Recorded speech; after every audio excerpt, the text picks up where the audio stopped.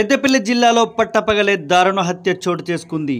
పెద్దపల్లి మండలం కొత్తపల్లిలో నివాసం ఉండే రిటైర్డ్ రైల్వే ఉద్యోగి కలవెని రాయేశం దారుణ హత్యకు గురయ్యాడు. పట్టపగలే తన వ్యవసాయ పనుల నిమిత్తం తన పంట పొలం వద్దకు వెళ్ళగా కొత్తపల్లి సమీపంలోని రైల్వే స్టేషన్ వెనకాలే తనను బలమైన ఆయుధంతో తలపై బాదడంతో అక్కడికక్కడే కలవెని రాయేశం మరణించాడు. తను కొత్తపల్లి గ్రామం నుంచి ద్విచక్ర వాహనం TS13EF 6797 పై తన పంట పొలం వద్దకు వెళ్ళగా గుర్తు తెలియని వ్యక్తులు తన తలపై బలంగా బాదడంతో అక్కడికక్కడే మరణించాడు. ఘటనా స్థలానికి పెద్దపల్లి పోలీసులు చేరుకొని కేసు నమోదు చేసి దర్యాప్తు చేపట్టారు. భూతగాదాలే కారణమంటూ కొత్తపల్లి గ్రామస్తులు పేర్కొంటున్నారు. పట్టపగలే దారుణ హత్యకు కలవెని రాయేశం గురి కావడంతో కొత్తపల్లి గ్రామంలో విషాద ఛాయలు అలుముకున్నాయి.